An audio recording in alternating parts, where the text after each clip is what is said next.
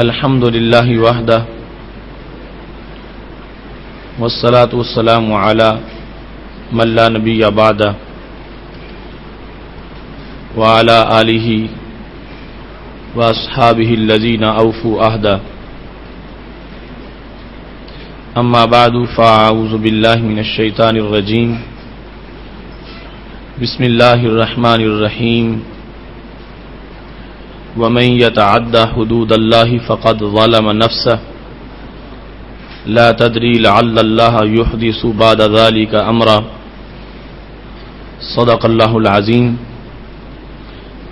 وصدق رسولہ النبی الکریم الامین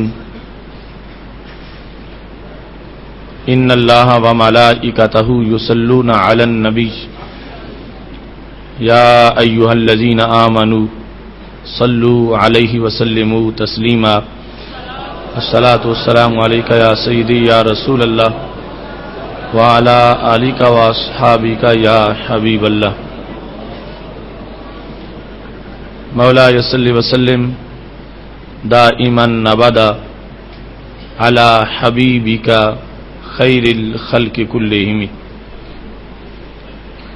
منزہ عن شریک فی محاسنہ فجوہر الحسن فیہ غیر منقاسم یا اکرم الخلق مالی من الوذ بہ سواک عند حلول الحادث العممی رب صل وسلم دائما ابدا علی حبیبک خیر الخلق کلہم اللہ تبارک و تعالی جل جلالہ وعم نوالہ واتم برہانہ وعظم شانہ کی حمد و ثنا اور حضور پر نور شافع یوم النشور دستگیر جہاں غم گسار زمان سید سرواراں حامی بے قساں قائد المرسلین خاتم النبیین احمد مجتبی جناب محمد مصطفیٰ صلی اللہ علیہ وآلہ واصحابہ وبارک وسلم کے دربار گہر بار میں ہدیہ درود و سلام عرض کرنے کے بعد وارثان منبر و محراب ارباب فکر و دانش نہایت ہی معزز و محتشم حضرات و خواتین سامعین و ناظرین، رب ذوالجلال کے فضل اور توفیق سے ادارہ صراط مستقیم کے فہم دین کورس کی نہایت ہی اہم نشست میں ہم سب کو شرکت کی سعادت حاصل ہو رہی ہے۔ آج ہماری گفتگو کا موضوع ہے طلاق ثلاثہ کا شرعی حکم۔ میری دعا ہے خالق کائنات جل جلالہ ہم سب کو قرآن و سنت کا فہم عطا فرمائے اور قرآن و سنت کے ابلاغ و تبلیغ اور اس پر عمل کی توفیق عطا فرمائے۔ دین کے مسائل میں سے ایک اہم مسئلہ طلاق کا مسئلہ ہے۔ بقائے نسل اور بقائے انسانیت چونکہ نکاح سے وابستہ ہے اور نکاح کے شعبہ جات میں سے طلاق کا مسئلہ ایک اہم مسئلہ ہے، لہذا ایک شخص جو مومن ہے، عاقل بالغ ہے، اس پر نکاح اور طلاق کے مسائل کو یوں جاننا فرض ہوتا ہے جیسے اس پر نماز کی فرضیت ہے۔ پورے دین کو جاننا وہ تو ایک فرض کفایہ ہے، لیکن ایک مسلمان زندگی کے جس شعبے میں اپنی زندگی بسر کرتا ہے اس کے مسائل کو جاننا اس پر فرض عین. مثال کے طور پر تاجر پر تجارت کے شرعی مسائل کو جاننا یہ فرض عین ہے، نماز کی طرح فرض ہے. ایسے ہی جو عاقل بالغ ہے اور اس کے لیے نکاح کے مسائل، طلاق کے مسائل اور ان تمام چیزوں کو جاننا نہایت ضروری ہے. اور بالخصوص طلاق ثلاثہ کا مسئلہ طلاق کے اہم مسائل میں سے ہے. اس واسطے آج ہم انشاءاللہ تبارک و تعالی اس کو قدر تفصیل سے بیان کریں گے اور اس کی بحث کے جو اہم حصے ہیں وہ سامنے لائیں گے. لفظ طلاق عربی زبان کا لفظ ہے جس کا لغوی معنی کھولنا ہے. حل القید، کسی رسی کو کھولنا، کسی گرہ کو کھولنا، اس کو لغت میں طلاق کہا جاتا ہے. اسی سے ہی عربی زبان میں یہ لفظ استعمال کیا جاتا ہے ناقۃ طالق، وہ اونٹنی کہ جس کی رسی اتار دی گئی ہو، رسی سے باندھی ہوئی تھی، اگر رسی کھول دی جائے تو اس کو کہا جاتا ہے ناقۃ طالق. ایسے ہی ایک شخص جیل میں بند تھا، اسیر تھا، قیدی تھا، اس کو رہا کر دیا گیا تو کہا جاتا ہے اسیر مطلق، کہ وہ قیدی کہ جس کا اطلاق کر دیا گیا ہے، جس کی بیڑیاں اتار دی گئی ہیں اور جس کو آزاد کر دیا گیا ہے. لغوی طور پر لفظ طلاق حصی قید کو ختم کرنے کے لیے استعمال کیا جاتا ہے. یعنی رسی تھی یا بیڑی تھی یا اور کوئی وہ چیز جس نے بندے کو روکا ہوا تھا، حصی تھی، محسوس نظر آ رہی تھی، انسان ہو یا انسان کے سوا کسی چیز کو کسی چیز سے بھی باندھا گیا ہو، تو اس حصی قید کو، حصی بیڑی کو، حصی گرہ کو کھولنا، یہ لغوی معنی لفظ طلاق کا ہے. عرف کے لحاظ سے لفظ طلاق ایک مانوی قید کو اٹھانے میں استعمال کیا جاتا ہے. عورت کا مرد کے ساتھ جو رشتہ نکاح کی وجہ سے بنا، تو وہ ایسا نہیں تھا کہ عورت کو کسی رسی کے ساتھ مرد کے ساتھ باندھا گیا، کوئی محسوس قید یا محسوس چیز نہیں تھی، ایک مانوی چیز ہے کہ جس کی وجہ سے عورت ایک مرد کے ساتھ باندھی گئی، اس کے ساتھ متعلق ہو گئی، اس کا عقد ہو گیا. تو عرف کے اندر لفظ طلاق اس مانوی قید کو اٹھانے میں استعمال کیا جاتا ہے. اس واسطے آج طلاق کی گفتگو کو سنتے ہوئے اس لغوی وضاحت کے ساتھ اور عرفی وضاحت کے ساتھ ہمیں طلاق کا اصطلاحی معنی بھی دیکھنا چاہیے. فتاوی شامی میں اصطلاحی تعریف طلاق کی یہ کی گئی ہے حل قید النکاح بلفظ الطلاق ونحوہ. طلاق یا اس سے ملتا جلتا کوئی لفظ بول کے نکاح کے بندھن کو ختم کر دینا، اس کو طلاق کہا جاتا ہے. لفظ طلاق بولا جائے یا اس سے وہ اور بہت سے الفاظ ہیں جو اس کے ساتھ دیگر کنائے کے بھی استعمال ہوتے ہیں اور جن سے طلاق واقع ہو جاتی ہے.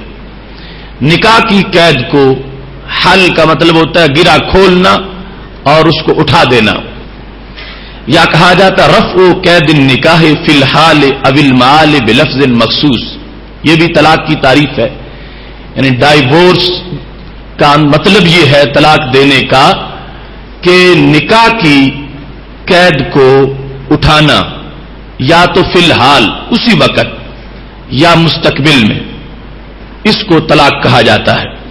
مگر اٹھانا لفظ مخصوص کے ساتھ، ان اسپیشل ورڈز ہیں اس کے لیے جن سے طلاق واقع ہوتی ہے. یہ جو حال اور معال کا میں نے جملہ اور یہ الفاظ استعمال کیے ہیں، تو اس سے اصل میں طلاق کی جو دو اقسام ہیں ان کو بیان کرنا مقصود ہے۔ ایک ہوتی ہے طلاق ریووکیبل کہ جس کو آپ طلاق رجعی کہتے ہیں، اور دوسری ارریووکیبل کہ جس کو فائنل ڈیورس کہا جاتا ہے، یعنی طلاق مغلظہ یا طلاق بائنہ۔ رجعی طلاق اس کے اندر بھی ایک قید کو اٹھایا جاتا ہے، مگر وہ فی الحال نہیں اٹھتی، اس میں ابھی وقت گزرے گا تو پھر وہ طلاق کا حکم پورا دے گی، کیونکہ اس میں عدت کے اندر بندے کو رجوع کا اختیار ہے۔ جب چاہے کوئی صرف اتنا کہہ دے کہ یہ میری بیوی ہے تو طلاق کا اثر ختم ہو جائے گا۔ طلاق اس کے کوٹے میں شمار ہوگی کہ اس مرد نے ایک طلاق دے دی ہے اور باقی صرف 2 کا حق رہ گیا ہے، لیکن کسی نئے نکاح کی ضرورت نہیں ہوگی، اس طلاق رجعی کی وجہ سے رجوع کافی ہے۔ تو پتہ چلا کہ طلاق رجعی کے الفاظ کی وجہ سے نکاح کی جو قید ہے اور نکاح کا جو بندھن ہے اٹھتا تو ہے، مگر فی الحال نہیں اٹھتا، مستقبل میں جا کے اٹھے گا۔ جب عدت ختم ہو جائے گی اس کے بعد، عدت ختم ہونے کے بعد پھر وہ نکاح والا حکم ختم ہو جائے گا اور وہ عورت پہلے خامن سے آزاد ہوگی اور آگے جہاں چاہے گی وہ شادی کر سکتی ہے۔ لیکن اس کے علاوہ جو طلاق ہے بائنہ یا مغلظہ، اس کی وجہ سے فوراً وہ نکاح کا حکم اٹھ جاتا ہے، اسی وقت وہ عورت اس بندے کے نکاح سے خارج ہو جاتی ہے۔ اگرچہ آگے نکاح کرنے کے لیے اس کو عدت تو گزارنا پڑے گی، مگر فی الحال نکاح کی قید جو ہے وہ اٹھ گئی ہے۔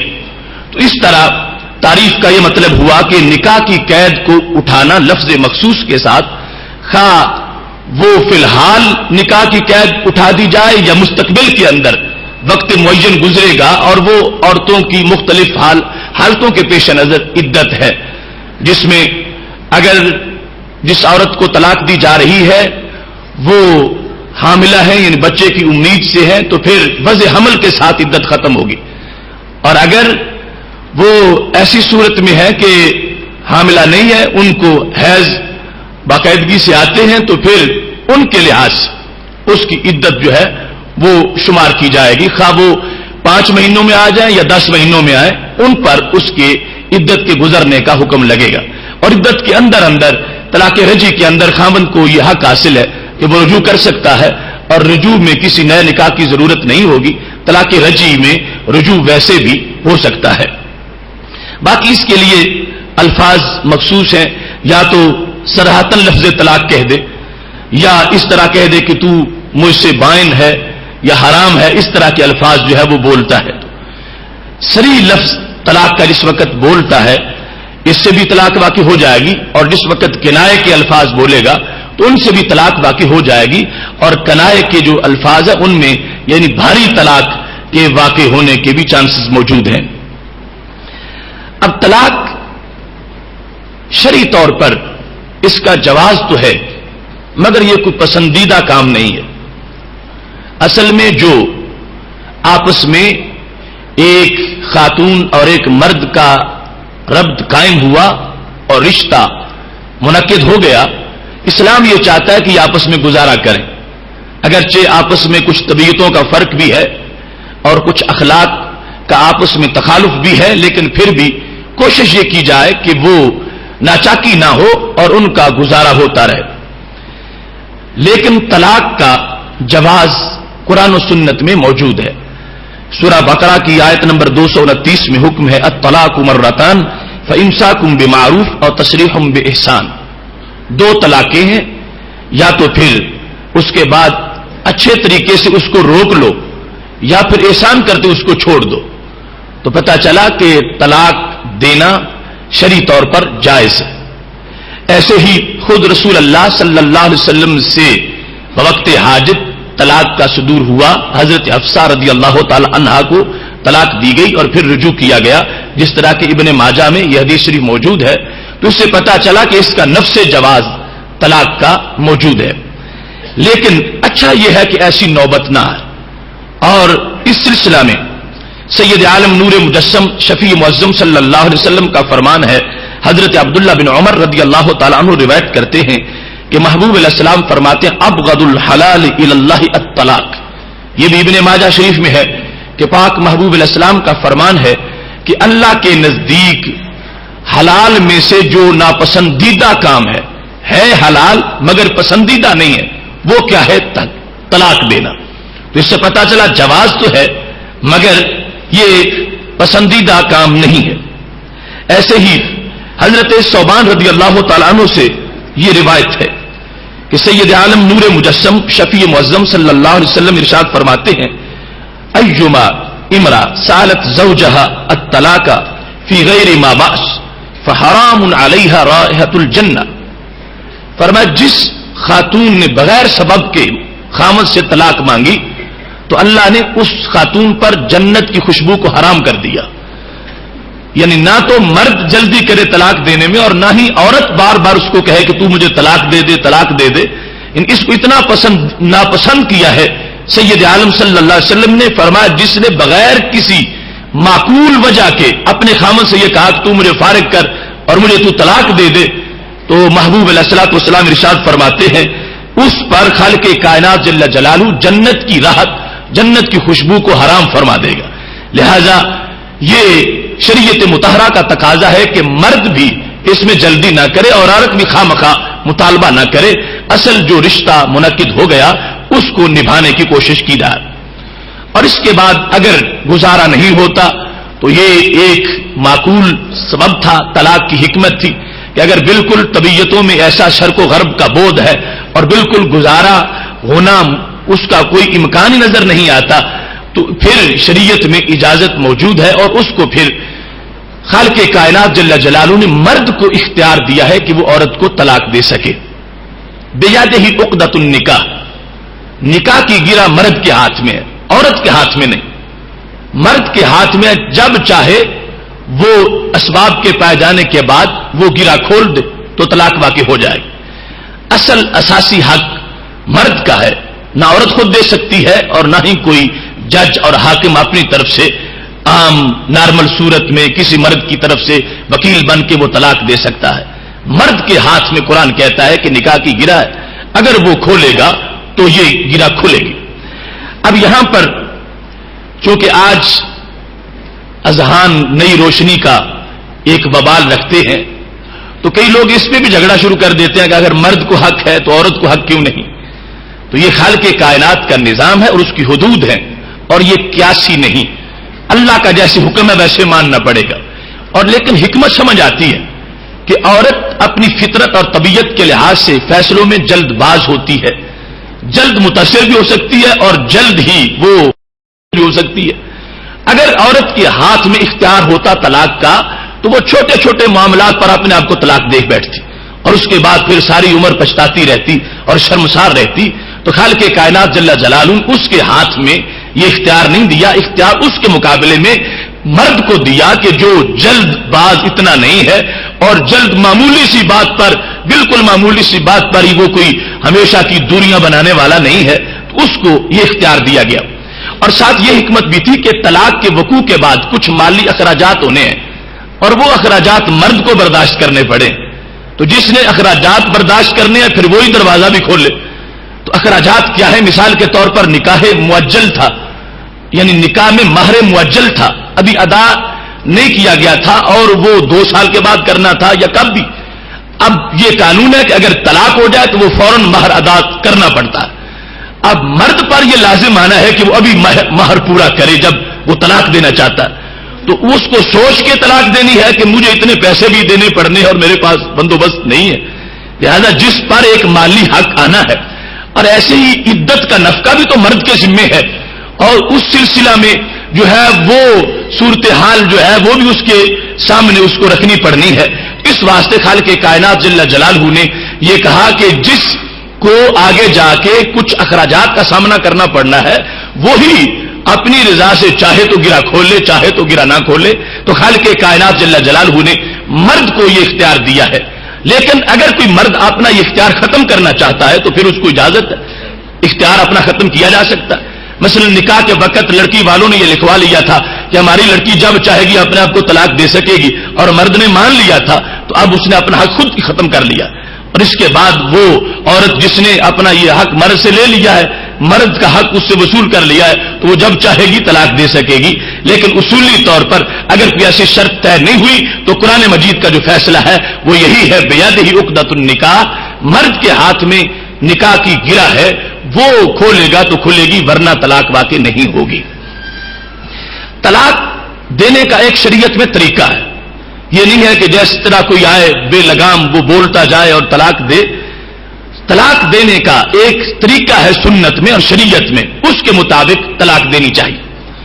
تو طلاق پہلے نمبر پر تو واقعی حاجت وہاں پائی جائے، بلا وجہ طلاق نہ ہو، چونکہ طلاق کوئی پسندیدہ کام نہیں ہے، واقعی حاجت متحقق ہو جائے تو پھر طلاق دی جائے۔ دوسرے نمبر پر اب یہ جو شرائط میں بیان کروں گا آپ اس سمجھیں گے کہ شریعت یہ چاہتی ہے کہ یہ کسی موقع پر تو جا کے سوچ کے رک جائے کہ میں ایسا کام نہ کروں۔ اس انداز میں طلاق کے پروسیس سے اس کو گزارا گیا کہ کسی موقع پر اس کو ہوش آ جائے، جو کل کہے گا میرے بچے چھوٹے چھوٹے ہیں اور ان کا کھانا کون پکائے گا، تو ابھی ایسے مرحلہ وار طریقے سے گزرے، اگر پہلے نمبر پر سوچنی ہے دوسرے نمبر پر آ جائے، تیسرے نمبر پر آ جائے، تو یہ شریعت کا تقاضا ہے کہ اس طریقے کے مطابق وہ طلاق دے۔ پہلے تو واقعی حاجت متحقق ہو، اور اس کے بعد طلاق اس وقت دے جب عورت کے ماہواری کے دن نہ ہوں، عورت حالت حیض میں نہ ہو، اس وقت اس کو طلاق دے۔ چونکہ حالت حیض میں تو وہ ویسے بھی عورت سے طبعاً نفرت کر سکتا ہے، اس وقت طلاق کا حکم دیا گیا کہ جب عورت اس کے لیے رغبت والی ہو، لیکن پھر بھی اگر وہ دینا چاہتا ہے تو اب دے، تو پتا چلے کہ یہ باقی اس سے جدا ہونا چاہتا ہے۔ اب یہ جو میں بیان کر رہا ہوں اس کا یہ مطلب ہے کہ یہ اچھا طریقہ ہے۔ اگر کسی نے حاجت شرعی نہیں پائی جاتی تھی اور طلاق دے دی، واقع تو پھر بھی ہو جائے گی، لیکن ضروری ہے کہ حاجت ہو تو طلاق دے۔ ایسے ہی اگر کسی شخص نے حیض میں طلاق دے دی، وہ جو اسپیشل پیریڈ ہے خواتین کا، اس کے اندر، تو پھر بھی طلاق ہو جائے گی، لیکن شریعت یہ چاہتی ہے کہ اس وقت ہو جب طلاق دینا مشکل ہو۔ حیض کے وقت طلاق دینا آسان ہے اور طہر کے ایام میں طلاق دینا مشکل ہے، لہذا اس وقت یہ طلاق دے کہ جب کچھ رکاوٹ ہو، اور ویسے ہی نہ طلاق دیتا پھر۔ تیسرے نمبر پر شریعت یہ چاہتی ہے کہ تینوں اکٹھی نہ دی جائیں، ایک طہر میں ایک دی جائے، ایک طہر میں ایک دی جائے، تاکہ اس کے پاس ابھی گنجائش باقی ہو۔ ایک طہر میں دے گا تو کچھ ہوش ٹھکانے عورت کے بھی ہو جائیں گے اور کچھ اس کے بھی ہو جائیں گے۔ ایک ہو چکی ہے، اب اس کو پتا چلے گا کہ میرے بچوں کا کھانا کس نے پکانا ہے اور میری زندگی کیسے گزرنی ہے، اور ابھی پیچھے گنجائش بھی باقی ہوگی، کیونکہ دو کا استعمال کرنا تو ابھی اس کی اپنی گنجائش میں ہے۔ تو شریعت نے یہ قانون رکھا کہ وہ ایک طور میں ایک دے، تاکہ کم از کم طلاقیں واقع ہوں، تاکہ طلاق واقع ہونے میں رکاوٹیں ہوں۔ شریعت یہ چاہتی ہے کہ ہر بندہ اٹھ کے یوں طلاق نہ دینا شروع کر دے، ہر طہر کے اندر ایک طہر میں ایک دے گا تو پھر ضرور ٹائم گزرے گا جب عورت کی ماہواری کا ہو سکتا ہے اس میں 2 مہینے آ جائے، ہو سکتا ہے 3 آ جائے، ہو سکتا ہے 4 آ جائے، ابھی ایک دیا ہوگا، طلاق ایک دی ہوگی، تو اس کے اندر ضرور کوئی نہ کوئی ایسا موقع جو بعد میں جا کے ٹکرے مارتا مفتیوں کے پاس، کیا میں زندگی کیسے گزاروں، تو اس کو ہوش آئے گا، اگر وہ لوٹنا چاہے گا تو واپس آ سکے گا، اس کے لیے گنجائش موجود ہوگی۔ تو یہ شریعت نے طریقہ رکھا کہ وہ صرف ایک دے، لیکن جس طرح پہلے 2 باتوں کے اندر اگر دیتا ہے تو ہو جاتی ہے، ضرورت کے بغیر طلاق دے پھر بھی واقع ہوتی ہے، حیض میں دے پھر بھی واقع ہوتی ہے، اور ایسے اگر تینوں بیک بار دے پھر بھی واقع ہو جائیں گے۔ شریعت چاہتی ہے ایک ایک دے تاکہ تقاضا حکمت کا پورا ہو، لیکن اگر کوئی وہ اللہ کا دیا ہوا، اللہ کی طرف سے جو گولڈن چانس ہے نہیں لینا چاہتا اور اس پر وہ ضدی ہے اور ہٹ دھرم بنا ہوا ہے، تو پھر اس کو سزا بھی ملے گی۔ اب جس وقت وہ تینوں دے گا تو اس کی کئی صورتیں ہیں، یہ کہتا ہے کہ تجھے 3 طلاقیں ہیں، ایک ہی جملے میں کہتا ہے، یہ کہتا ہے تجھے طلاق ہے، تجھے طلاق ہے، تجھے طلاق ہے، یا تجھے یہ تینوں ایک علیحدہ علیحدہ جملے بولتا ہے، ایک ہی مجلس میں بول دیتا ہے یا ایک ہی طہر میں بول دیتا ہے۔ اور تیسرا طریقہ یہ ہے کہ ہر طہر میں ایک ایک کر کے تقسیم کر طلاق دیتا ہے، تو جس طرح بھی دے گا تینوں کی تینیں واقع ہو جائیں گی، خواہ جملہ ایک ہو، خواہ مجلس ایک ہو، خواہ جملے جدا جدا ہوں، توہر ایک اور مجلسیں جدا جدا ہوں اور خواہ توہر بھی جدا جدا ہوں، جس وقت وہ تینوں طلاقیں دے گا تو طلاقیں واقع ہو جائیں گی، اور اس کے بعد وہ عورت اس خامند کے لیے ہمیشہ کے لیے حرام ہو جائے گی، اور اس کے ساتھ کوئی ازدواجی تعلق نہیں رہے گا، اور یہ فائنل طلاق ہے جس میں رجوع کا اب نکاح کے لحاظ سے بھی کوئی چانس نہیں ہے۔ بائنا میں یہ ہے کہ نکاح ہو سکتا ہے، طلاق رجعی میں عدت گزر جائے تو وہ بائنا بن جاتی ہے، اس میں بعد میں نکاح سے معاملہ صحیح ہو سکتا ہے، جو ابتداءً بائنا ہے اس میں بھی نکاح سے کام چل سکتا ہے، مگر یہ جو 3 طلاقیں ہیں یہ فائنل طلاقیں ہیں، جن کے بعد میاں بیوی کا ہمیشہ کا تعلق ختم ہو جاتا ہے اور وہ عورت اس خامند کے لیے ہمیشہ کے لیے حرام ہو جاتی ہے۔ یہاں تک کہ جو قرآن مجید نے اجازت دی ہے فَإِن طَلَّقَهَا فَلَا تَحِلُّ لَهُ مِن بَعْدُ حَتَّى تَنكِحَ زَوْجًا غَيْرَهُ، کہ یہاں سے فارغ ہو گئی کہیں اور شادی ہو گئی اور وہاں سے اگر اس کو طلاق ہو گئی اب پہلے خامد کے پاس آنا چاہے گی تو آ سکے گی، اس کے سوا قرآن مجید نے اس کا کوئی راستہ نہیں رکھا اور ہمیشہ کے لیے وہ عورت اس مرد کے لیے حرام ہوگی۔ اب یہ 3 شرائط، ان میں حکمت جو ہے وہ یہ ہے کہ طلاق کے اندر کچھ رکاوٹ ہو، بندہ آخری حد کو نہ چھوئے کہ جہاں لوٹنا مشکل ہو جائے۔ طلاق کے اسباب اور علل کو اس وقت بیان کرنا ہمارا موضوع نہیں ہے، ہم اصل میں جو طلاق ثلاثہ کے بارے میں امت مسلمہ کا موقف رہا ہے سید عالم صلی اللہ علیہ وسلم سے لے کر آج تک، اس سے واضح کرنا چاہتے ہیں کہ طلاق ثلاثہ کی یہ صورتحال کہ ایک ہی جملے میں تینوں دی جائیں اور ایک ہی مجلس میں تینوں دی جائیں، یہ واقع ہو جاتی ہے۔ یہ سید عالم صلی اللہ علیہ وسلم کے زمانہ مبارکہ ظاہری ایجاد سے لے کر آج تک امت مسلمہ کا یہی موقف رہا ہے۔ صحابہ کرام علیہم رضوان ہے یا تابعین ہے یا تبع تابعین ہے، اور ائمہ اربعہ حضرت امام اعظم ابو حنیفہ، حضرت امام مالک، حضرت امام شافعی، حضرت امام احمد بن حنبل رحمہ اللہ تعالی، چاروں کی فقہ کے اندر یہ تینوں اسی انداز میں واقع ہو جاتی۔ اس کے علاوہ ظاہری ہے اور ان سینکڑوں اور ائمہ ہیں، سارے کے سارے اس بات پر متفق ہیں کہ جس وقت ایک شخص اپنی زبان سے تینوں طلاقیں دے دیتا ہے اس کے بعد کوئی گنجائش نہیں رہتی، وہ تینوں واقع ہو جاتی ہیں، اور اس کے بعد وہ عورت ہمیشہ کے لیے اس کے لیے حرام ہے۔ اب اس میں یہ بات بڑی قابل غور ہے، ایک ہے طلاق کا شریعت کے مطابق ہونا اور ایک ہے واقع ہو جانا۔ اب جس نے تینوں دی ہے یک بار، اس نے سنت کی خلاف ورزی کی ہے، مگر جو کچھ اس نے کیا ہے وہ ہو جائے گا۔ اس کی مثال سمجھیے، اب سنت طریقہ ہے پانی پینے کا کہ 3 بار سانس لیا جائے، اگر ایک شخص سانس نہیں لیتا اور پانی گلاس پی جاتا ہے تو آپ کہیں گے کیوں جو سنت کے مطابق نہیں ہے تو اس نے گلاس نہیں پیا؟ کہیں گے گلاس پیا ہے مگر خلاف شرع پیا ہے۔ گلاس کے پینے کا انکار نہیں ہوگا، اگر اس نے 3 سانس درمیان میں نہیں لیے تو اس کا یہ مطلب نہیں ہے کہ اس نے گلاس نہیں پیا، گلاس اس نے پیا ہے مگر اس نے خلاف سنت طریقے سے پیا ہے۔ ایسے ہی جس نے تینوں طلاقیں بیک بار دی ہیں طلاقیں اس کی ہو جائیں گی لیکن کام اس کا خلاف شرع ہوگا۔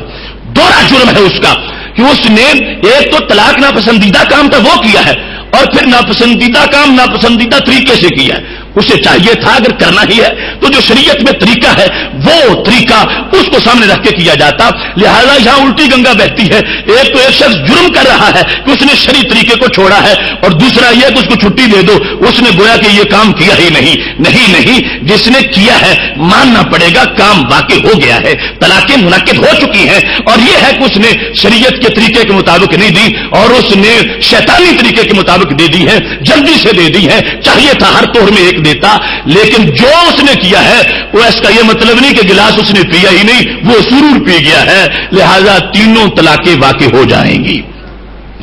اب اس سلسلہ میں سید عالم نور مجسم شفیع معظم صلی اللہ علیہ وسلم کو، یعنی یہ جو میں جمہور ائمہ، جمہور فقہا، صحابہ اور جمہور تابعین اور پوری امت کا ایک موقف تمہارے سامنے پیش کر رہا ہوں، اس کے دلائل ابھی حوالہ جات سارے پیش کرنے والا ہوں، لیکن اس کو جو مزاج ہے طلاق کا وہ میں سمجھانا چاہتا ہوں کہ طلاق ناپسندیدہ عمل ہے اور طلاق میں پابندیاں ہیں کہ بندہ بچے، کسی طرح طلاق دینے سے بچے، دے کے پھر جب دروازہ بند ہوگا تو کسی مفتی کی مجال نہیں کہ وہ کھول لے، وہ دروازہ خدا نے بند کیا ہے اور بندہ اس کو پھر کھول نہیں سکے گا۔ سید عالم نور مجسم شفیع معظم صلی اللہ علیہ وسلم کا فرمان نسائی شریف میں باب السلاسل مجموعہ وما فیہ من التغلیظ کہ 3 طلاقیں اکٹھی دی جائیں، یہ جرم کیسا ہے؟ اس باب میں یہ لفظ ہمارے نبی علیہ السلام کے موجود ہیں کہ سید عالم نور مجسم شفیع معظم صلی اللہ علیہ وسلم کو بتایا گیا کہ ایک شخص نے اپنی بیوی کو 3 طلاقیں دے دی. فقام غضبان، تو نبی علیہ السلام غصے سے کھڑے ہو گئے، بڑا غصہ آ گیا. ثم قال، پھر یہ فرمایا ایلعب بکتاب اللہ وانا بین اظہرکم، کیا میرے ہوتے ہوئے اللہ کے قرآن سے مذاق کیا جا رہا؟ ایلعب بکتاب اللہ، کہ جس نے یہ تینوں دی ہیں اکٹھی، اس نے اللہ کے قرآن سے مذاق کیا ہے. اتنا غصہ تھا محبوب علیہ الصلوۃ والسلام کو کہ بیٹھ نہ سکے، کھڑے ہو گئے. اور یہاں تک کہ مجلس میں بیٹھے ہوئے صحابہ کو بھی یہ محسوس ہوا کہ ایک صحابی کہنے لگے قام رجل فقال یا رسول اللہ صلی اللہ علیہ وسلم الا اقتلہ، اگر اجازت دو تو میں اس کو قتل نہ کراؤں جس نے تینوں اکٹھی دی ہے. اب نسائی شریف میں یہ حدیث شریف ہے. اس کا مطلب کیا بنا کہ تینوں دینا یہ کتنا ناپسندیدہ کام ہے، اور اس کو کتنا سرکار دو عالم نور مجسم شفیع معظم صلی اللہ علیہ وسلم ناپسند کر رہے ہیں. اور یہ بھی پتا چلا کہ اگر تینوں دینے سے واقع نہ ہوتی تو سرکار کو غصے کی کیا ضرورت تھی. آج جو لوگ کہتے ہیں 1000 دیں تو پھر بھی کچھ نہیں ہوتا، وہ ان پر کتنا غصہ ہے سرکار دو عالم صلی اللہ علیہ وسلم کو. سرکار فرماتے ہیں میں تمہارے اندر بیٹھا ہوں اور میرے قرآن سے مذاق ہو رہا ہے کہ جو کہتا ہے تو 3 طلاقیں بولتا ہے، 3 طلاقیں دیتا ہے، میں تمہارے اندر موجود ہوں، ایسا کیوں ہو رہا ہے؟ یہ انداز سید عالم نور مجسم شفیع معظم صلی اللہ علیہ وسلم 2 باتیں ہمارے لیے واضح کر رہا ہے. ایک یہ ہے کہ جو 3 دیتا ہے تینوں ہو جاتی ہیں، ورنہ نبی علیہ السلام کو غصہ نہ آتا. اور دوسرا یہ ہے کہ یہ کام جو ایک طبقہ آج بنا رہا ہے کہ طلاق کو سمجھتے کچھ نہیں، صبح بھی دیتے ہیں شام کو بھی دیتے ہیں اور پھر بسائے بھی رکھتے ہیں اور کہتے ہیں 1000 بھی دینے کچھ بھی نہیں ہوتا. یہ تو اللہ کی حد ہے، اور اللہ کی حد سے جو مذاق کرے اللہ اس کو پسند کبھی بھی نہیں کرتا. اس واسطے میرے نبی علیہ الصلوۃ والسلام فرمانے لگے تعجب ہے کہ میں تمہارے اندر بیٹھا ہوں، میرے ہوتے ہوئے میرے قرآن سے مذاق ہو رہا ہے. لہذا جو طلاق دے سوچ کے دے، اس انداز کے ساتھ طلاقیں نہ دو کہ جس کی وجہ سے مجھے بھی غصہ آئے، میرے خالق کو بھی غصہ آئے. تو اس سے پتا چلتا ہے کہ 3 طلاقیں دینے کا عمل یہ ایسا نہیں ہے کہ دے بھی لے اور پھر ہوا بھی کچھ نہیں، بلکہ یہاں ڈبل ہوگا، تینوں واقع بھی ہو جائیں گی اور شریعت کی ناراضگی بھی ہوگی. یہاں پر قرآن مجید برہان رشید کے دلائل کو سب سے پہلے میں بیان کرتا ہوں. سورہ طلاق کی آیت نمبر 1 ہے. خالق کائنات جل جلالہ ارشاد فرماتا ہے وَمَن يَتَعَدَّ حُدُودَ اللَّهِ فَقَدْ ظَلَمَ نَفْسَهُ، جو بندہ اللہ کی حدود سے تجاوز کر گیا اس نے اپنے آپ پہ ظلم کیا. اللہ کی حدود کو پھلانگ گیا، آگے نکل گیا، اس نے اپنے آپ پہ ظلم کیا. لا تدری لعل اللہ یحدث بعد ذلک امرا، تمہیں پتہ نہیں، ہو سکتا ہے کہ رب اس کے بعد کوئی نئی چیز پیدا فرما دے. اب یہ آیت کریمہ اس کی شرح امام مسلم کی کتاب مسلم کی شرح میں نووی نے جس انداز میں کی ہے وہ بڑا ہی خوبصورت انداز ہے. صفحہ نمبر 478 جلد نمبر 1 کہتے ہیں مانا ہو ان المطلقہ قد یحدث له ندم.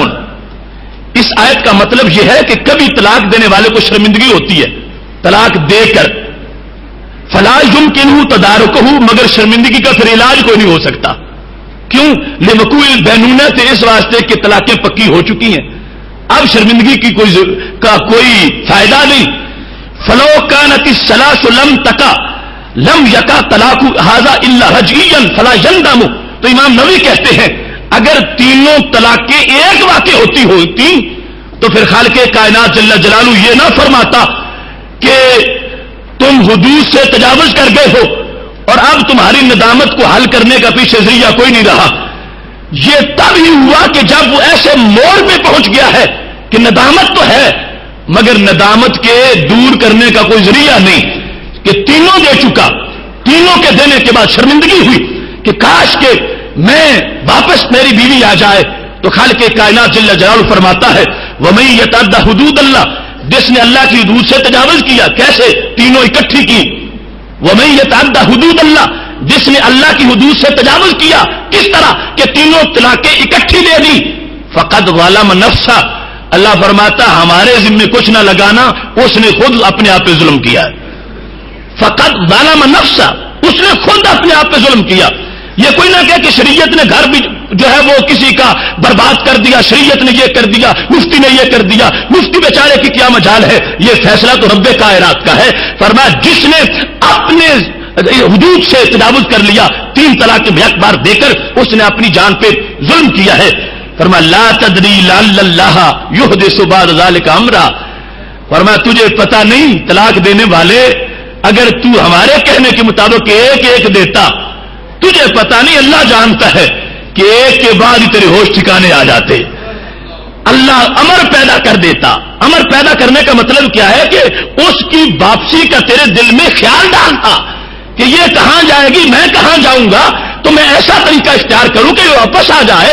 تو اللہ فرماتا ہے پھر طلاق دیتے وقت ظلم نہ اپنے پہ کرو نہ کسی اور پہ کرو. طلاق اس انداز میں دو کہ ندامت ہو تو اس کا تدارک بھی ہو سکے, اور ویسے طلاق نہ دو کہ ندامت ہو تو تدارک نہ ہو سکے.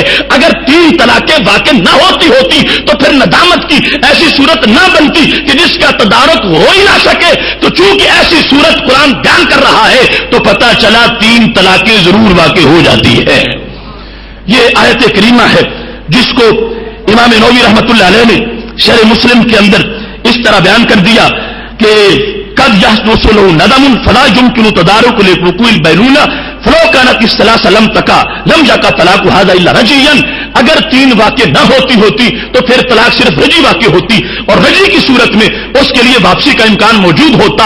اس کو ظالم بھی نہ کہا جاتا اور لا تدری کے الفاظ بھی نہ بولے جاتے. تو خالق کائنات جل جلالہ کا قرآن بول رہا ہے کہ اس طریقے سے طلاق دو تاکہ حدود سے تجاوز بھی نہ ہو, اپنے اوپر ظلم بھی نہ ہو, اور تمہارے لیے ندامت کو رفع کرنے کا موقع بھی موجود ہو.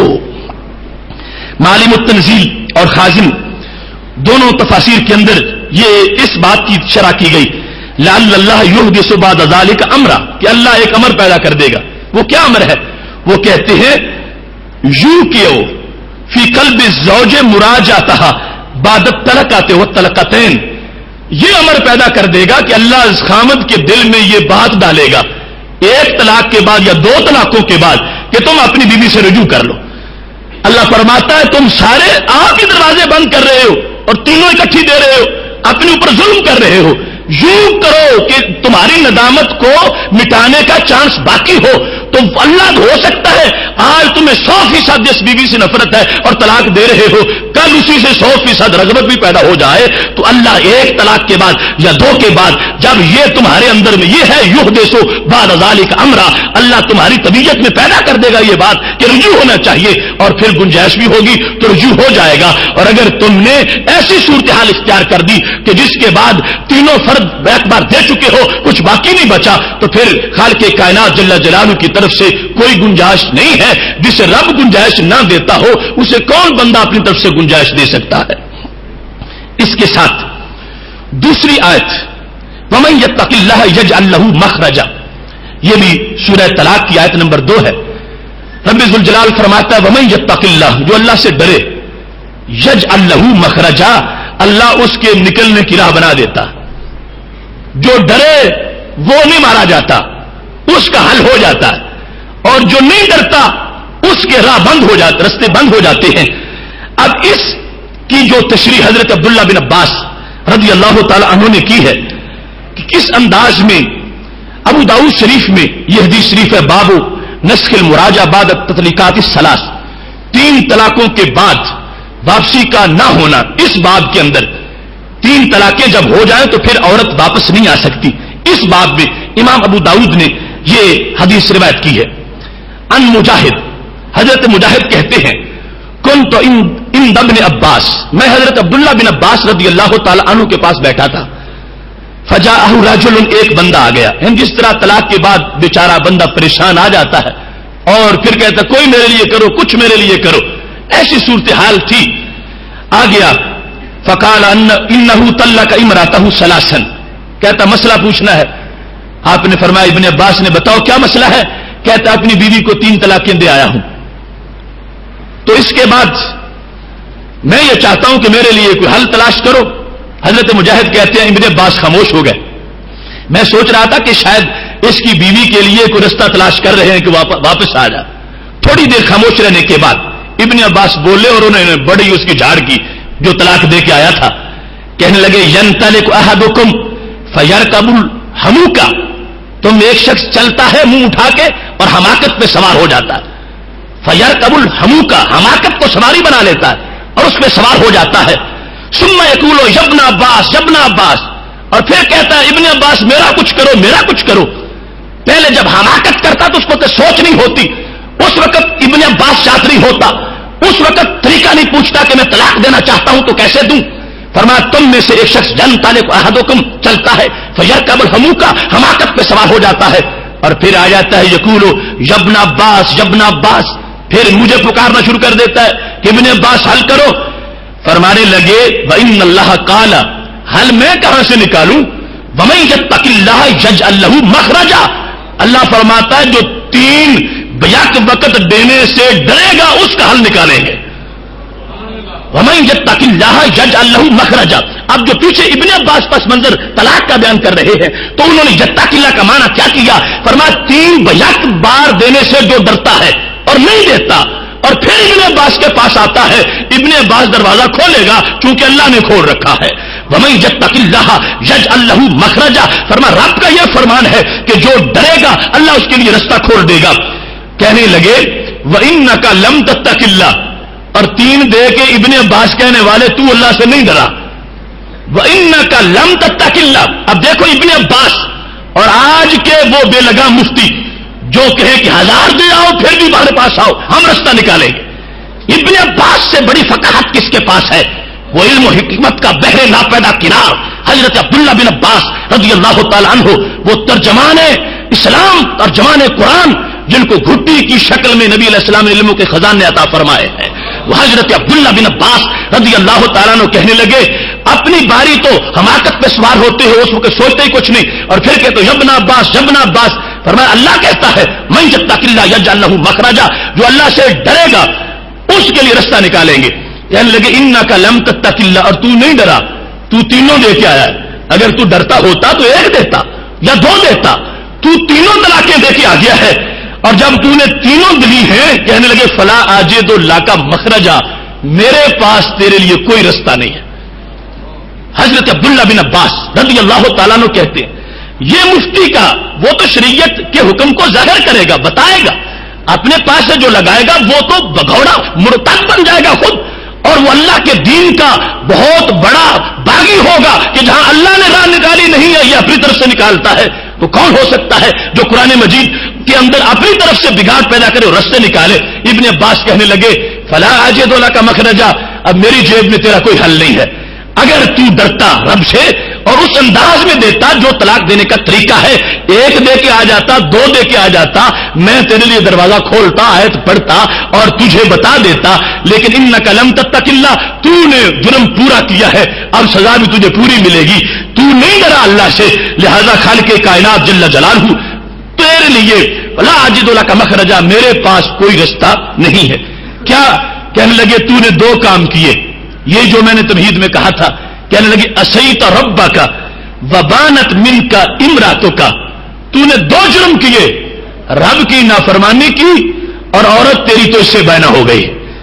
اسیت ربک، تو نے رب کی نافرمانی کی، وبانت منک امراتک، اور تیری بیوی ہمیشہ تجھ پر حرام ہو گئی.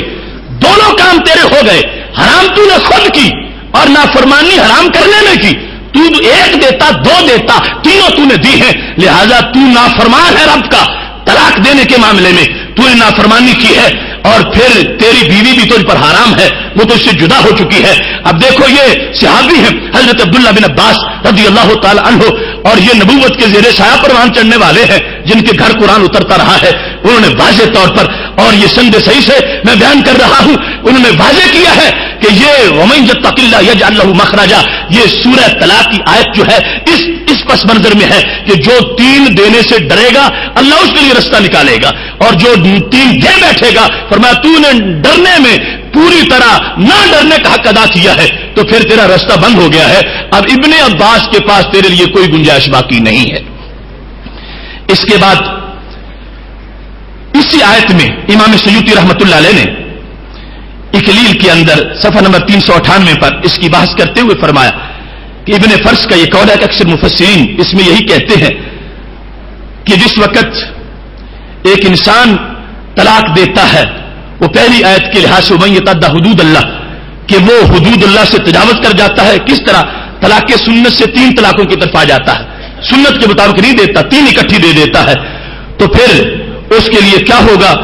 اس کے لیے اللہ کی طرف سے کوئی تینوں دے بیٹھے گا تو رستہ نہیں ہے, اور اگر 3 نہیں دی تو پھر اس کے لیے ندامت کا حل موجود ہے. تو وہ امام سیوطی کہنے لگے اس پر مفسرین کا اتفاق ہے کہ اللہ تبارک و تعالیٰ نے وَمَن يَتَّقِ اللَّهَ جو ہے یہاں سے بھی 3 طلاقیں دینے کے عدم جواز کو بیان کیا کہ دینے کا طریقہ یہ صحیح نہیں ہے, لیکن اگر کوئی 3 اکٹھی دیتا ہے تو تینوں کی 3 واقع ہو جائیں گی.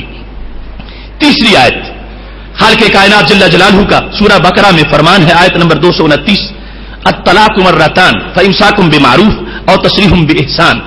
فرمایا 2 طلاقیں ہیں, اس کے بعد یا تو اس کو اچھے طریقے سے چھوڑ دو اور یا اس کو رکھ لو. امساک ہے رکھ دو, تسریح ہے چھوڑ دو. اب 2 طلاقوں کے بعد یہ معاملہ ہے یا رکھو یا چھوڑ دو. اس کے بعد فرمایا فَإِن طَلَّقَهَا فَلَا تَحِلُّ لَهُ مِن بَعْدُ حَتَّى تَنكِحَ زَوْجًا غَيْرَهُ. اگر اس نے تیسری بھی دے دی, 2 تو پہلے آ گئی, فَإِن طَلَّقَهَا اگر اس نے تیسری دے دی, فَلَا تَحِلُّ لَهُ مِن بَعْدُ حَتَّى تَنكِحَ زَوْجًا غَيْرَهُ, تو وہ عورت کبھی بھی پہلے خامند کے لیے حلال نہیں ہوگی یہاں تک کہ وہ کسی اور خامند سے شادی کرے. حتی تنکحا یہاں تک کہ وہ عورت نکاح کرے زوجن غیرہ پہلے سے سوا کسی زوج کے ساتھ. اب یہاں پر جس وقت خالق کائنات جل جلالہ نے یہ بیان کیا تو الطلاق مرتان, اس کی 2 صورتیں ہیں کہ دونوں طلاقیں یک بار ہو یا دونوں طلاقیں ایک ایک کر کے دی جائیں. تو جب یک بار 2 کا ہونا پایا جا سکتا ہے تو 3 کا ہونا بھی پایا جا سکتا ہے. الطلاق مرتان یہ قرآن مجید نے بیان کر دی. اب اس کے بعد فَإِن طَلَّقَهَا اس کی 2 صورتیں ہیں, یا تو اسی طہر میں تیسری دے دے یا اگلے طہر میں تیسری دے دے. تو دونوں صورتوں کو قرآن نے کہا اگر جس طہر میں پہلے دی ہے 2 اور تیسری بھی دیتا ہے, تینوں ایک میں آ جائیں گی تو تینوں واقع پھر بھی ہو جائیں گی, اور اگر تیسری جا کے اگلے طور میں حیض کے بعد دیتا ہے تو پھر بھی تینوں واقع ہو جائیں گی. لہذا یہ آیت بھی لازم کر رہی ہے کہ تینوں طلاقیں ایک ہی طور کے اندر جو دی گئی ہیں وہ ضائع نہیں جائیں گی, ان میں سے کوئی جو ہے لغو نہیں جائے گی, تینوں کی 3 واقع ہو جائیں گی. اور جب وہ تینوں واقع ہو جائیں گی تو اس کے بعد یہ جائز نہیں ہے کہ وہ عورت اسی گھر میں پھر رہے, یعنی وہ بیوی بن کے وہی رہے. اللہ فرماتا فلا تحل لہ, وہ عورت اس مرد کے لیے حلال نہیں ہے حتی تنکحا زوجا غیرہ, یہاں تک کہ وہ کہیں اور نکاح کرے. اگر وہاں سے فارغ ہو گئی تو پھر آ سکتی ہے, ورنہ اس کے لیے آنا جائز نہیں ہے. ابھی اللہ کا حکم ہے, اور یہ نکاح طلاق ثلاثہ کے بعد تحلیل جو حلت کا اندازہ یہ خود بیان کرتا ہے قرآن مجید ہے. اور یہ لازمی نہیں کہ وہ پہلے کے پاس ہی جائے, جدھر جانا چاہتی ہے چلی جائے, پہلے سے آزاد ہو چکی ہے. یہ تو اگر اتفاق ایسے ہو گیا اگلے خامن سے بھی اس کو 3 طلاقیں ہو گئی ہیں یا بہنا ہو گئی ہے, اب اگر واپس آنا چاہے گی تو آ سکے گی قرآن کے کہنے کے مطابق, کسی مفتی کے فتویٰ کے مطابق نہیں ہے. اور یہ 3 آیات میں نے تمہارے سامنے پڑھی ہیں کہ جن سے یہ بات بالکل ازر من الشمس ہے کہ اگر کوئی شخص 3 طلاقیں بیک بار دے, ایک جملے میں دے, ایک طہر میں دے یا علیحدہ طہروں کے اندر دے, وہ تینوں کی 3 واقع ہو جاتی ہیں اور ان میں کوئی بھی ایسی نہیں ہوگی کہ جو لغو اور فارغ چلی جائے. اس کے ساتھ ساتھ احادیث نبوی صلی اللہ علیہ وسلم میں ایک باقاعدہ ذخیرہ ہے ایسی باتوں کا, احکام کا, آثار ہیں, اور پھر شرق و غرب تک پھیلے ہوئے سارے علماء کرام ائمہ کے اقوال ہیں. یعنی یہاں تک دیکھو کہ یہ ایسا مسئلہ بھی نہیں جو لوگوں کی آنکھوں میں دھول ڈالنے کے لیے کہہ دے کہ تم حنفی و شافی اس طرح کرتے ہیں, یا تم شافی و مالکی اس طرح کرتے ہیں, یا تم مالکی و حنبلی اس طرح کرتے ہیں. تینوں طلاقوں کے واقع ہونے پر سب متفق ہیں, حنفی بھی متفق ہے, مالکی بھی متفق ہے, شافی بھی متفق ہے, حنبلی بھی متفق ہیں, اور پوری امت کا اس پر اتفاق ہے.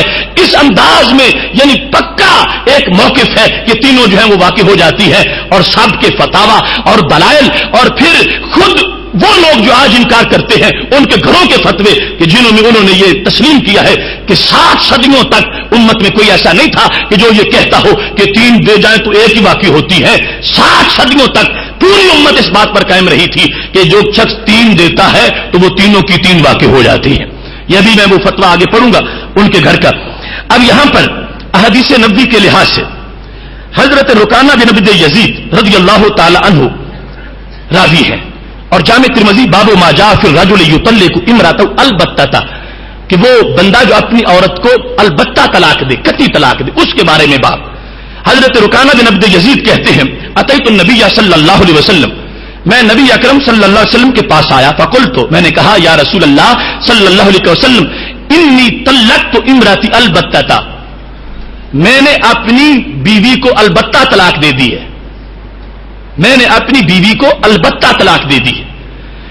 فقالا، کیونکہ اس میں یہ لفظ نہیں تھا کہ میں نے 3 دی ہیں، البتہ کا لفظ ہے، اور البتہ جو ہے اس میں امام نووی کے رائے کے مطابق اور جمہور کے قول کے مطابق 1 بھی ہو سکتی ہے 3 بھی ہو سکتی ہیں، لہذا جب لفظ دونوں پہ بولا جاتا ہے تو بولنے والے سے پوچھا جائے گا کہ تمہاری رائے کیا تھی، نیت کیا تھی البتہ بولتے وقت۔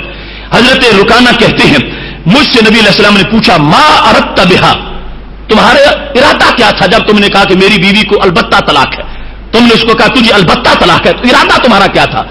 رکانہ کہتے ہیں میں نے کہا کل تو واحدہ، میں نے کہا کہ 1 طلاق کا ارادہ تھا۔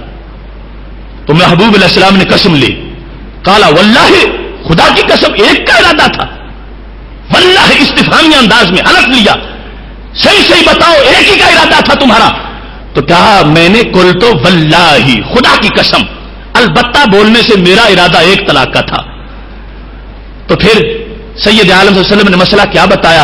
فرمایا فہوا ما اردت، پھر جو تمہارا ارادہ تھا وہی واقع ہو گئی ہے، کیونکہ یہاں پر 3 کا لفظ تو بولا نہیں گیا، یہ لفظ بولا جائے تو اس میں نیت معتباری نہیں ہوتی، پھر تو بات پوری ہو جاتی۔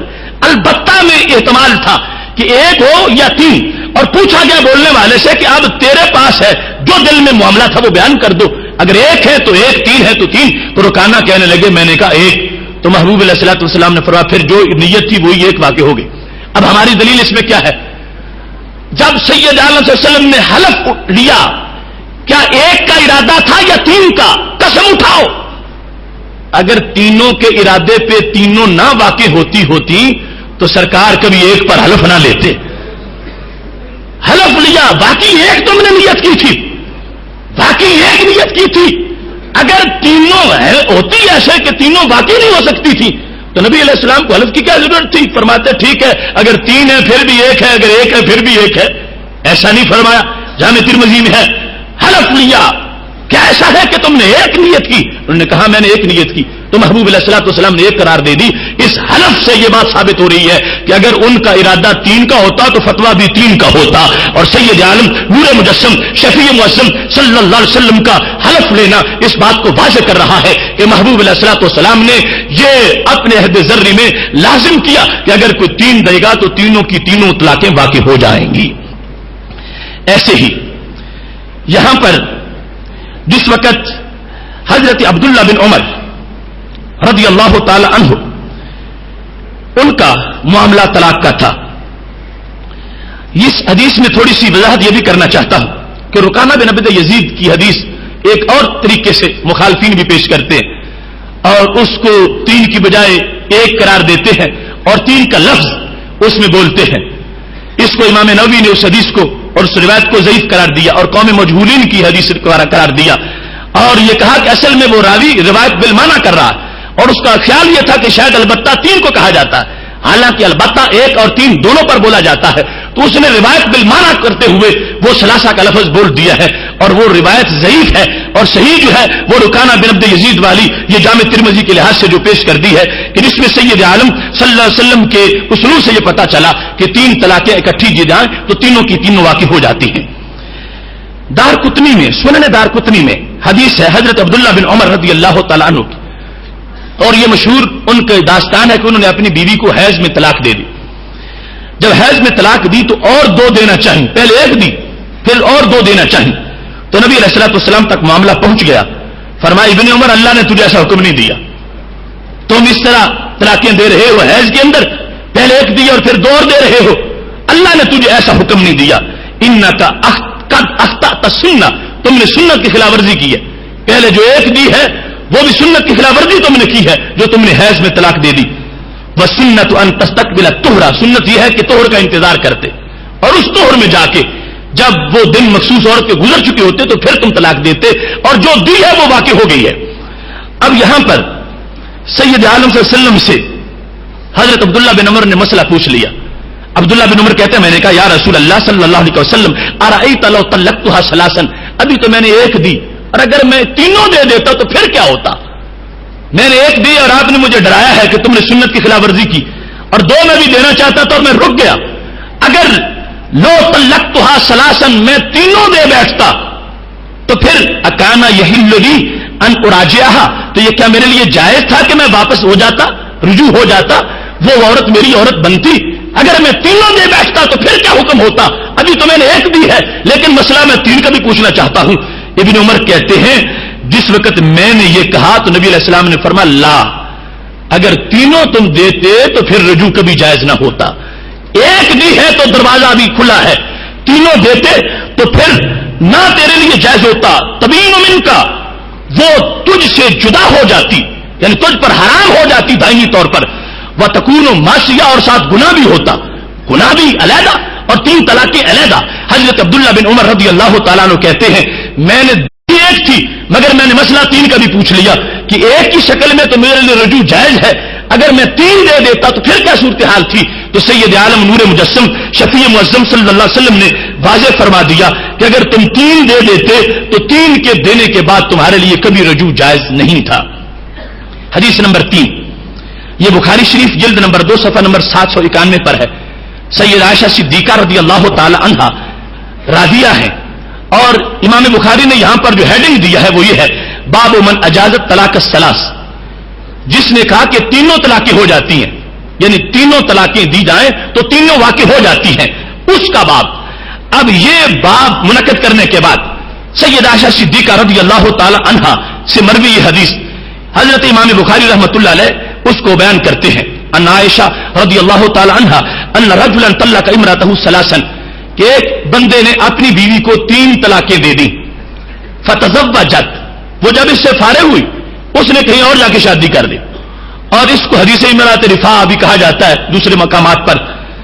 آگے جا کے اس نے شادی کی، فطلقا، اگلے خاوند نے بھی اس کو طلاق دے دی. اب پہلے اس کو 3 طلاقیں ہوئی، ان 3 طلاقوں کے بعد اس نے آگے شادی کی تو پھر طلاق ہو گئی. اب جب اس کو طلاق واقع ہوئی تو اس نے اس کے بارے میں رسول اللہ صلی اللہ علیہ وسلم سے پوچھا گیا کہ اب یہ جائز ہے کہ یہ پہلے خامد کے پاس چلی جائے؟ آگے نکاح بھی اس کا ہو گیا، وہاں سے فارغ ہو گئی، اور اب پہلے کے لیے جائز ہے.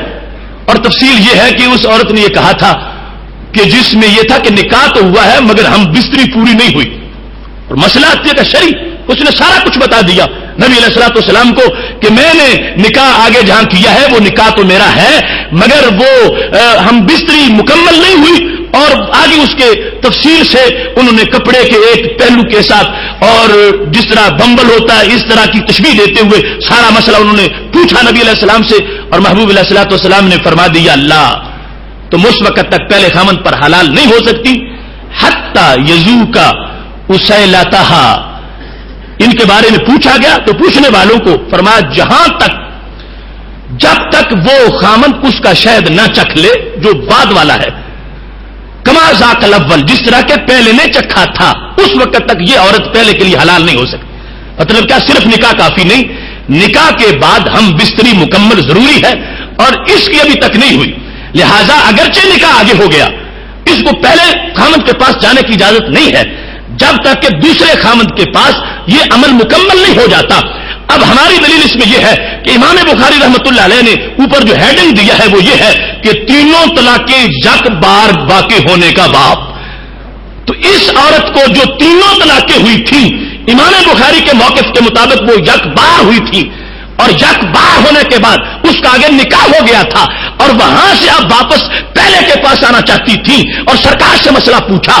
اگر پہلی طلاقیں 3 واقع نہ ہوتی اور ایک ہی ہوتی تو پھر نہ آگے نکاح کی ضرورت تھی نہ نکاح کے ساتھ ہم بستری کی ضرورت تھی. جو سید عالم نور مجسم شفیع معظم صلی اللہ علیہ وسلم نے فرما دیا نہیں صرف نکاح کافی نہیں، وہ پہلے خامد والا عمل دوسرا بھی کرے تو پھر یہ پہلے پر حلال ہوگی. اس سے یہ پتہ چلتا ہے کہ محبوب علیہ الصلوۃ والسلام کے بارگاہ میں اس کو واضح کیا گیا کہ جو پہلے نے تینوں یک دوار دیے تینوں واقع ہو چکی ہیں. اب یہ بخاری شریف میں سید عالم نور مجسم شفیع معظم صلی اللہ علیہ وسلم کا فیصلہ ہے، اور پھر امام بخاری کی اپنا اوپر جو عنوان اور ہیڈنگ ہے اس میں انہوں نے واضح کہہ دیا باب من اجازت طلاق الثلاثہ، کہ جن کے نزدیک باب कि जहां तीनों तलाकें दी गई बाकी हो जाती है। अब जो मुतफर्रिक है उनमें तो इख्तिलाफ भी कोई नहीं है। इख्तिलाफ तो इसमें ये जो सामने लाया जा रहा था, इमाम बुखारी रहमतुल्लाह अलैह ने वाज़ेह कर दिया कि तीनों तलाकों वाला मसला था, वो वहां पर पेश हुआ। नबी अलैहिस्सलाम ने ये फैसला किया, पहली तीनों वाक़ई हो चुकी है, अब आगे निकाह के बाद हम बिस्तरी होगी, फिर ये पहले खामद के लिए हलाल हो सकती है, वरना हलाल नहीं हो सकती। अब ये वो अमल है कि जिसको शरई तौर पर तहलील कहते हैं, तहलील का अमल, और उर्दू के अंदर उसके लिए हलाला का लफ्ज बोलते हैं। और ये इस अंदाज में कि जिसमें कोई किसी से तय ना हुआ हो मामला, और मुतलकन आगे किसी का कहीं निकाह हो गया और उसके बाद वहां से रुखसत हो गई, तो वो अब पहले खामद के लिए उसका जायज होना, इसको एक तो कुरान ने बयान किया, फला तहिल्लु लहु मिन बादु हत्ता तनकिह ज़ौजन गैरा, और दूसरा नबी अलैहि सलाम के फरमान ने बयान किया। अगर इस तहलील का कोई मजाक उड़ाता है तो वो कुरान का मजाक उड़ाता है और नबी अलैहि सलाम के फरमान का मजाक उड़ाता है। हम इसको कुरान और सुन्नत से अखज़ करने वाले हैं, और अगर कोई इसका कोई पेशा बनाता है तो वो भी हमारे लिए, हमारे नजदीक दुत्कारा हुआ आदमी है। ये पेशा की हैसियत में नहीं, लेकिन अगर ऐसा हो गया तो ये अमल है कि जिसकी वजह से वो 3 तलाकों से जो पहले खामद पर हराम हो चुकी थी, अब शरीयत मुताहरा ने फिर उसको हलाल करार दे दिया है। रहा मामला कि इसको हलाला कहा जाए या ना कहा जाए, तो हम जरूर नहीं कहते कि इसको हलाला ही कहा जाए। जिनको हलाला कहना पसंद नहीं वो उसको हरामा कह दे। बहरहाल ये अमल है एक कि जिसको शरीयत ने बयान किया है और वाज़ेह किया है। और अगर चलो ये 3 इकट्ठी देने वाला मामला ना भी हो, एक एक हर तोहर में 3 देकर किसी को फारक किया गया हो, तो वो लोग बताएं कि इसके सिवा और कौन हल होगा, क्या हल होगा। वो पहले खामद के पास कैसे आ सकती है? 3 तोहरों में 3 जुदा जुदा तलाकें दी गई, सिवाय इस अमल के जिसको तहलील शरी कहा जाता है, और कोई रास्ता नहीं है। लिहाजा पता चला कि ये महज एक मसलक और एक फिका और एक जो शरी हुक्म को बदनाम करने के लिए ऐसा प्रोपेगेंडा उस तहलील शरी का भी किया जाता है, वरना ये तो कुरान का हुक्म है और उसका फैसला है। और यही रसूल सल्लल्लाहु अलैहि वसल्लम के फरमान का खुलासा है, जिसमें फरमाया कि दूसरे खामद से सिर्फ निकाह ही काफी नहीं है, बल्कि वो पूरा अमल भी जरूरी है। उसके बाद ये औरत पहले खामद के लिए हलाल हो जाएगी। चौथे नंबर पर हदीस शरीफ है, हजरत उमैर रज़ियल्लाहु ताला अन्हु, इनका अपनी बीवी के साथ मामला था और जिसकी शक्ल में लियान करना पड़ा, यानी इन्होंने अपनी बीवी पर इल्जाम लगा दिया कि अच्छा किरदार इसका नहीं। तो शरीयत में ऐसा अगर खामद बीवी के बारे में कह दे तो लियान होता है, कस्में उठाई जाती हैं। अब जिस वक्त मस्जिद नबी शरीफ में लोगों के सामने लियान हो गया, दोनों एक दूसरे पर लानत कर दी मियां बीवी ने। अब हजरत उमैर रज़ियल्लाहु ताला अन्हु, उन्होंने ये कहा कि अगर मैं अब इसको अपने पास रखूं फिर तो गोया कि मैंने झूठ बोला, यानी इसकी सदाकत मैंने मान ली, तो मैं इसको पास नहीं रखूंगा। फतल्लक्तुहा सलासन, मैंने 3 तलाकें दे दी। मस्जिद नबी शरीफ में उमैर कहते हैं मैंने लियान के बाद 3 तलाकें दे दी। कहते हैं जिस वक्त मैंने 3 तलाकें दी, अबू दाऊद जिल्द नंबर 1 और सफ़ा नंबर 306 पर वाज़ेह है, फ़अनफ़ज़हु रसूलुल्लाह सल्लल्लाहु अलैहि वसल्लम, नबी अलैहि सलाम ने 3 तलाकें नाफिज फरमा दी। ये तीनों हो गई हैं। अब अगर जरूरत ना रही थी, लियान खुद वो जुदाई कर देता है, लेकिन इसके बावजूद हजरत उमैर रज़ियल्लाहु ताला अन्हु ने जब 3 तलाकों का कौल किया है और तल्लक़्तुहा सलासन के लफ्ज़ बोले हैं, अनफ़ज़हु रसूलुल्लाह सल्लल्लाहु अलैहि वसल्लम, हमारे नबी अलैहि सलाम ने ये नहीं कहा कि लगव बोलते हो, ये हो ही नहीं सकती, 3 कैसे वाक़ई हो सकती है? नहीं, सहाबा कहते हैं कि सैयद आलम सल्लल्लाहु अलैहि वसल्लम ने 3 तलाकों के जारी होने का हुक्म फरमा दिया। ऐसे ही हदीस नंबर 5 इब्ने माजा शरीफ में मौजूद है, आमिर शाबी कहते हैं कि मैंने फातिमा बिन्त कैस, जिनका तलाक का मसला सहाबा में बड़ा मशहूर था, कहते हैं मैंने उनसे पूछा डायरेक्ट कि तुम बताओ कि तुम्हारी तलाक का मामला क्या था। हदीसीनी अन तलाक के, अपनी तलाक के बारे में मुझे बताओ कि तुम्हारी तलाक कैसे हुई। तो لگی طلقنی زوجی ثلاثن، میرے خامد نے مجھے 3 طلاقیں دی. ابن ماجہ حدیث نمبر 2024 کہتی ہے میرے خامد نے مجھے 3 طلاقیں دی. وہو خارج الی الجمل، اور وہ یمن کے سفر پر جا رہا تھا. اس وقت جھگڑا ہو گیا، میرے خامد نے مجھے 3 طلاقیں دے دی اور خود یمن جا رہا تھا. زمانہ کیا تھا؟ سید عالم صلی اللہ علیہ وسلم کی ظہری حیات کا زمانہ تھا اور مسئلہ مدینہ شریف کا. پوچھا گیا یا رسول اللہ صلی اللہ علیہ وسلم فاطمہ بنت قیس کے خامد نے 3 طلاقیں دے دی ہیں، تو اب کیا کرنا چاہیے؟ فاجاز ذلک رسول اللہ صلی اللہ علیہ وسلم، تو نبی علیہ السلام نے فرمایا اور کیا کرنا ہے، تینوں واقع ہو گئی. اجاز ذلک رسول اللہ صلی اللہ علیہ وسلم، فرمایا تینوں واقع ہو گئی ہیں.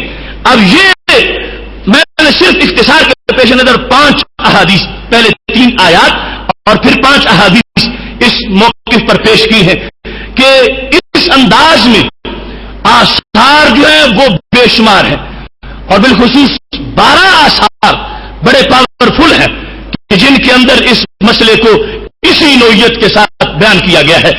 اب یہاں پر جس وقت سید عالم صلی اللہ علیہ وسلم سے پوچھا گیا تو میرے نبی علیہ الصلوۃ والسلام نے یہ واضح کر دیا اس مسئلے کو کہ چونکہ 3 طلاقیں دی گئی ہیں لہذا 3 کی 3 باقی ہو جائیں گی. یہ معاملہ سید عالم نور مجسم شفیع معظم صلی اللہ علیہ وسلم سے جس طرح آگے چلا ہے، اس کو جیسے امت نے سمجھا ہے، وہ صحابہ ہوں یا تابعین ہوں یا تبع تابعین ہوں یا ائمہ مجتہدین ہوں، سارے کے سارے ان کا انداز یہ ہے کہ انہوں نے اس کو اسی پس منظر میں سمجھا ہے کہ اگر کوئی دین دے گا تو تینوں کی 3 واقع ہو جائیں گی.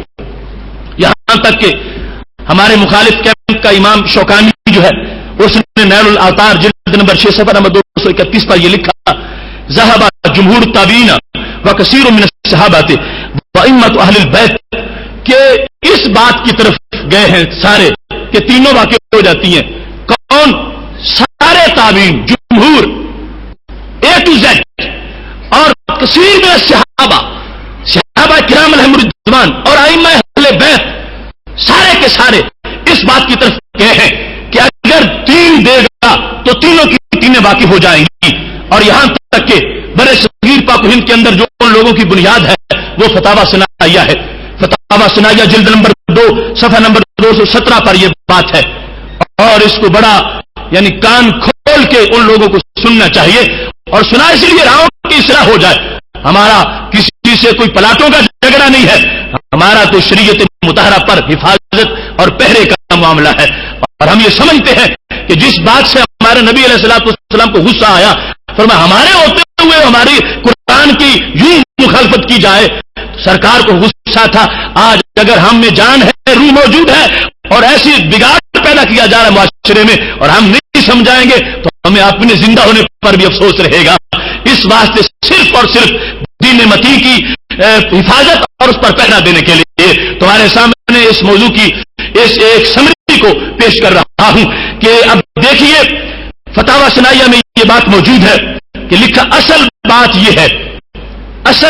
یہ ہے کہ صحابہ و تابعین و تبع تابعین سے لے کر 700 سال تک کے سلف صالحین صحابہ و تابعین محدثین سے تو 3 طلاقوں کا ایک مجلس میں ایک شمار ہونا ثابت نہیں ہے.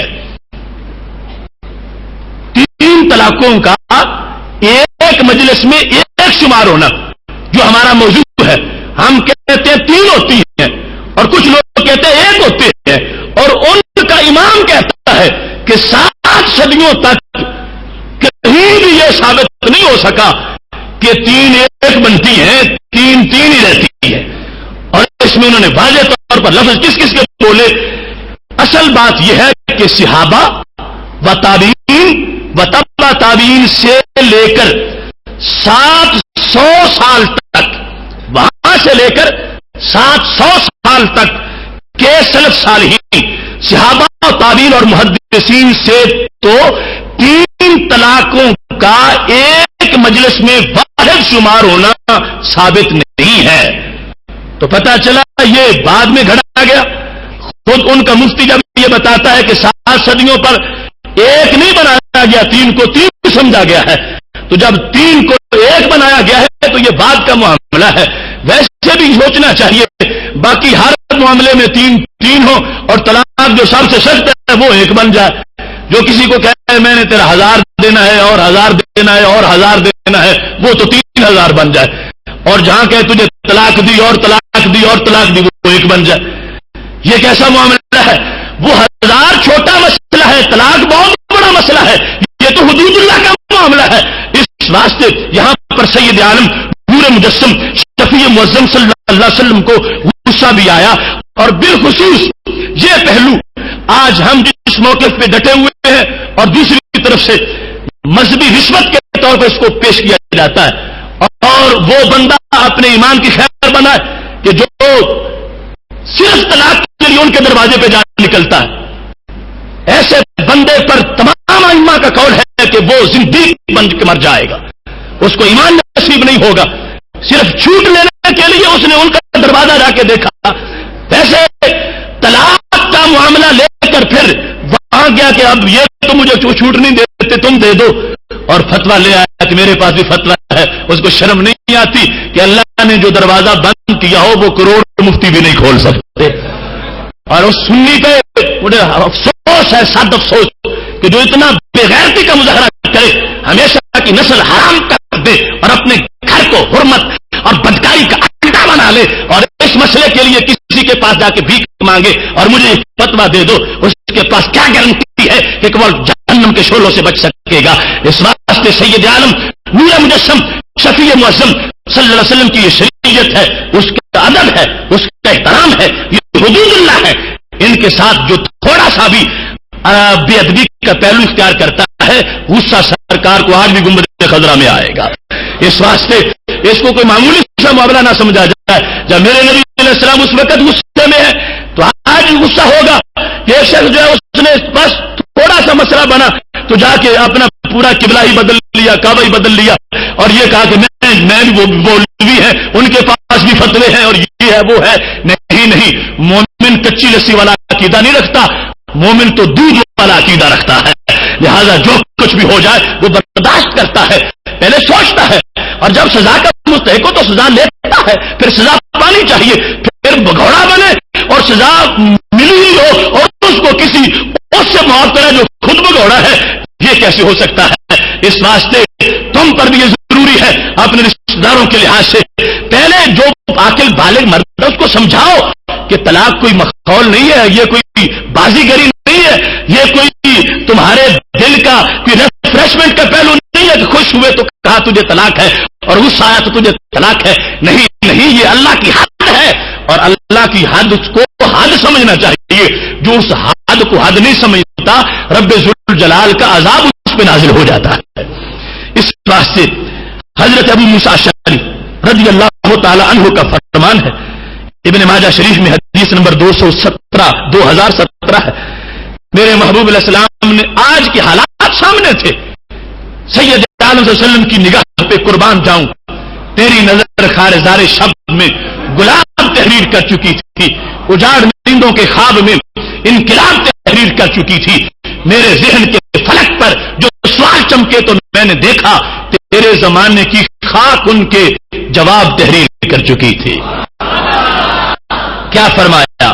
ما بال اقوام یلعبون بحدود اللہ، فرمایا ان لوگوں کی کیا اتھارٹی ہے جو اللہ کی حدود کے ساتھ کھیل کرتے۔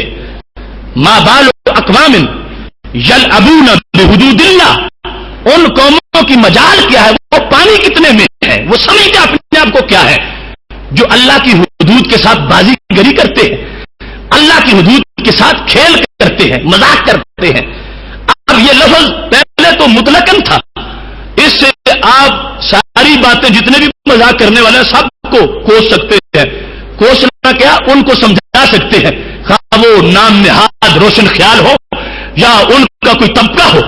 میرے محبوب علیہ السلام نے فرما دیا ان لوگوں کی کیا اتھارٹی ہے جو اللہ کی حدود کے ساتھ لعب کرتے ہیں، کھیلتے ہیں، ان کو بدلیں یا ان کو ختم کرنے کی باتیں کریں، یا ان پر توہین آمیز جملے کسے، یا ان کے بارے بارے میں کوئی تنقید کریں، فرمایا ہوتے کون ہے اللہ کے بندے ہو کر اللہ کی حدود کے ساتھ ایسا کریں؟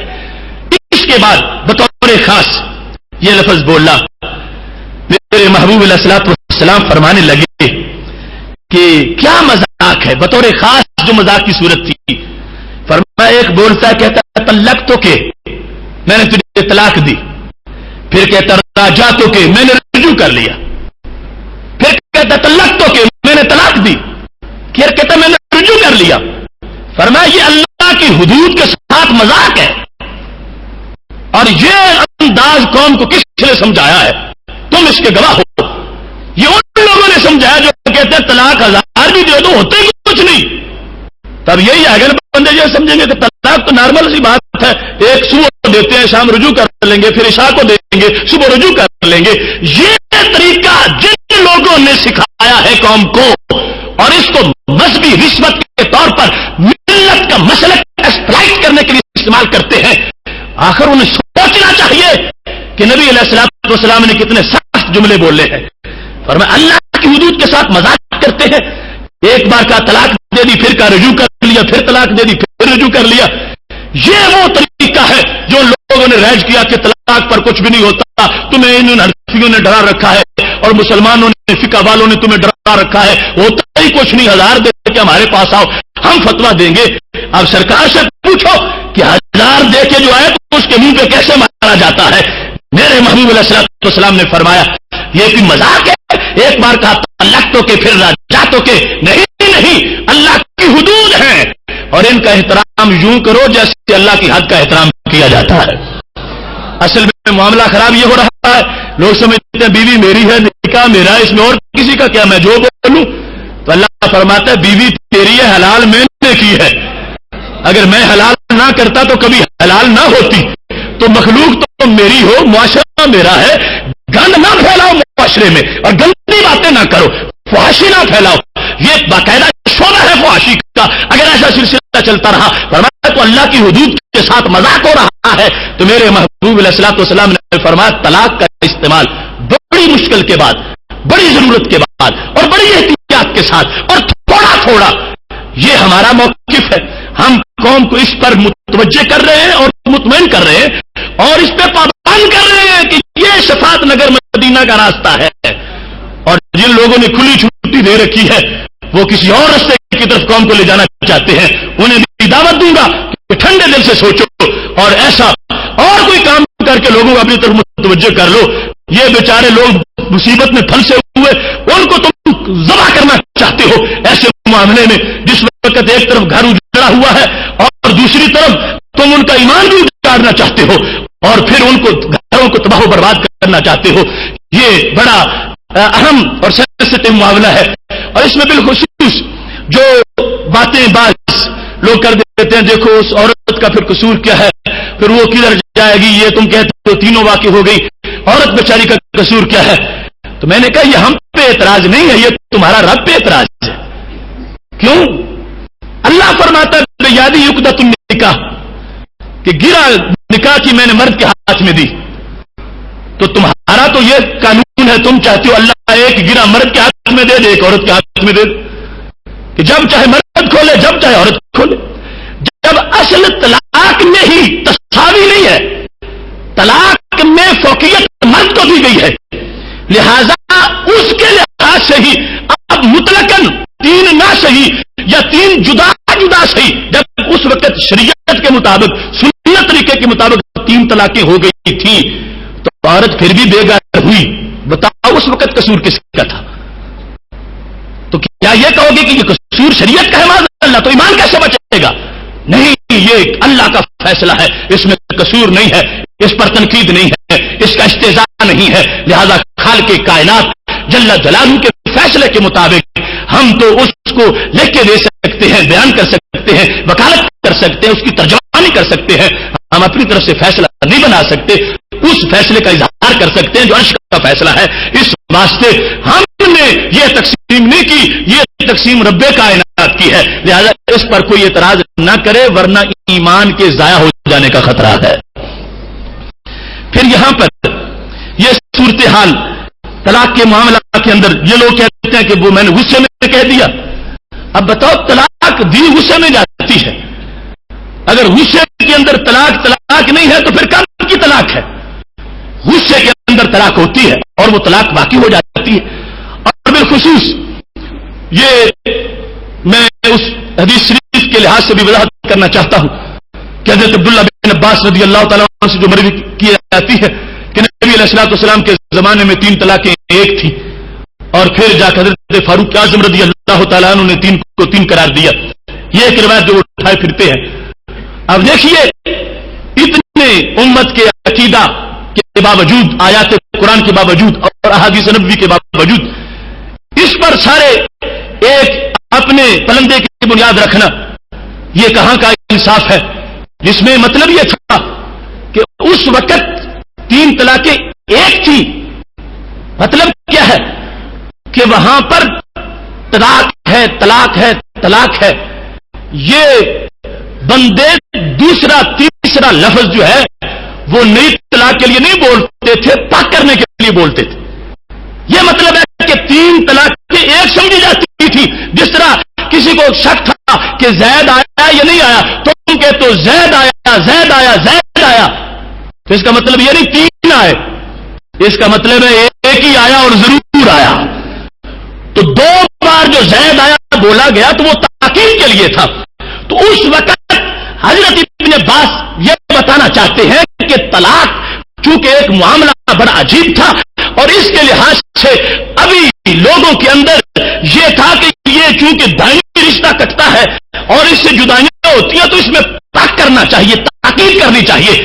لہذا بعد والے 2 جملے بول کے یا ایک بول کے ان کا مقصد نئی طلاق نہیں دینا ہوتا تھا، پہلی کو پکا کرنا ہوتا تھا.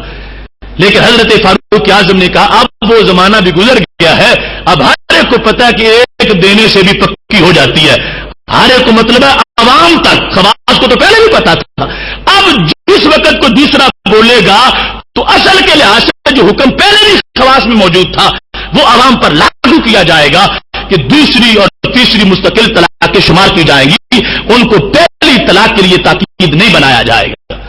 اور ایسے ہی وہاں پر جس وقت سید عالم نور مجسم شفیع معظم صلی اللہ علیہ وسلم نے طلاق کے لحاظ سے وضاحت کی ہے، سب کو سمجھا دیا ہے، اور دیگر تمام مسائل کی طرح اس کے باقاعدہ شعبہ جات سکھائے ہیں اور پڑھائے ہیں. اس کے بعد خود ابن عباس کا فتویٰ میں نے پہلے پڑھ کے سنایا، جس کو انہوں نے کہا کہ تم میں کوئی حماقت پر سوار ہوتا ہے، اور پھر مجھے کہتا ہے ابن عباس کو رستہ نکالو. ابن عباس جو خود فتویٰ دے رہے ہیں، روایت کچھ کریں اور فتویٰ کچھ دے، یہ کیسے ہو سکتا ہے؟ لہذا انہوں نے یہ بتایا کہ مطلب یہ ہے اس انداز میں دین کو سمجھا جائے کہ اس کے لحاظ سے وہ جس وقت وہ طلاق دیتے وقت وہ اللہ کی حدود کا خیال نہیں کرتا، طلاقیں واقع ہو جائیں گی اور ساتھ وہ طلاقیں دینے کے ساتھ گناہگار بھی شمار ہوگا. پوری امت میں یہ دستور اتنا واضح تھا، اتنا بدی تھا. حضرت غوث پاک رحمۃ اللہ علیہ کا زمانہ تھا، ہند میں طلاقیں 3 کسی نے دی. کس طرح اس نے یہ لفظ بولا تھا کہ اگر میں وہ عبادت نہ کروں جو میرے سوا کوئی اور نہ کر رہا ہو تو میری بیوی کو 3 طلاقیں ہیں. جب اس نے اللہ کی بندگی کے شوق میں یہ قسم اٹھا دی کہ میں ایسی عبادت کروں گا جو میرے سوا اور کوئی بھی نہیں کر رہا ہوگا، یہ قسم اٹھانے کے بعد پھر مفتیوں سے پوچھا وہ عبادت کون سی ہے کہ جو صرف میں کروں اور کوئی نہ کرے؟ تو انہوں نے کہا بندہ خدا وہ کی عبادت کہاں سے آئے گی؟ ہم کیسے بتا سکتے ہیں کہ تو نفل پڑھ رہا ہے تو اور کوئی نفل نہیں پڑھ رہا؟ اللہ کے کروڑوں بندے نفل پڑھ رہے ہوں گے. اگر تو نے روزہ رکھا تو اللہ کے لاکھوں بندے نے روزہ رکھا ہوا ہوگا. تو نے یہ قسم کیوں اٹھا دی کہ میں وہ بندگی کروں گا جو میرے سوا کوئی بھی نہیں کر رہا ہوگا؟ بڑا پریشان ہوا. چلتا چلتا یہ مسئلہ عرب میں پہنچا اور پھر عرب سے عقل العرب عراق بغداد شریف میں پہنچا کہ مسئلے کا حل. اب یہاں سے وہاں تک مسئلہ پھیلا پوری اسلامی دنیا میں، مگر کسی مفتی نے یہ نہیں کہا کہ تو نے تو 3 کی قسم اٹھائی ہے، اگر 1000 کی بھی اٹھا لے کوئی بات نہیں. تو نے تو صرف 3 ہی کہی ہے نا کہ اگر میں وہ عبادت نہ کروں تو میری عورت کو 3 طلاقیں ہیں. تو اگر تم نہیں کرو گے تو 3 تو واقعی نہیں ہوں گی. پوری اسلامی دنیا میں یہ جواب کسی نے نہیں دیا، کیونکہ اس وقت ایسی کوئی قوم نہیں تھی جو کہے کہ 3 ایک ہوتی ہے. یہ ہزار ایک ہوتی ہے. سارے تلاش میں ہیں کہ بتایا جائے اس بندے کو واقعی کوئی عبادت مل جائے کہ جس کی وجہ سے وہ عبادت کرے تو اس کی بیوی طلاق سے بچ جائے. چلتے چلتے مسئلہ وہاں پہنچا جہاں پر معرفت کے بھی پھول کھلتے ہیں اور شریعت کے بھی چاند چمکتے ہیں. وہ بابو شیخ حضرت سیدنا شیخ عبد القادر جیلانی رحمت اللہ علیہ کے پاس جب یہ مسئلہ پہنچا، آپ فرمانے لگے یہ تو کوئی مشکل ہی نہیں ہے، اتنی دیر تم نے اس میں لگا دی، کہاں سے تم چلے؟ فرمایا اس بندے کو مکہ شریف لے جاؤ اور طواف کرنے کی جگہ جو ہے کعبے کے گرد، وہاں سے سب کو پیچھے ہٹا دو، اس کو کہو یہ طواف کرے تو یہ وہ عبادت ہوگی جو اس وقت صرف یہی کر رہا ہوگا. اب مسئلہ حل ہو گیا. اب اگر دوسرا پہلو کوئی ہوتا تو کہیں سے تو کوئی بندہ بولتا پوری اسلامی دنیا سے کہ اس کے لیے عبادت کی کوئی ضرورت نہیں، طلاقیں 3 ہوتی کوئی نہیں، یہ نہ کرے گا عبادت تو پھر بھی معاملہ یوں کا یوں ہی رہے گا. نہیں، سب کا یہ موقف تھا کہ 3 ہی ہو جائیں گی اور اس کا بھی حل تلاش کرنا چاہیے. اور بالآخر وہ حل سامنے آیا اور حضرت غوث پاک رحمۃ اللہ علیہ جو ولایت کے تاجدار مانے جاتے ہیں، لگا وہ فقہ میں بھی نامدار ہیں، اور اس انداز میں انہوں نے فوراً اس مسئلے کو حل فرما دیا. تو محتشم سامعین حضرات، یہ مختصر سا ایک سمری کی شکل میں میں نے آپ کے سامنے اس مسئلے کو پیش کیا. اللہ تبارک و تعالی اس کو سمجھ کے آگے پھیلانے کی توفیق عطا فرمائے. وآخر دعوانا ان الحمد للہ رب العالمین. انشاءاللہ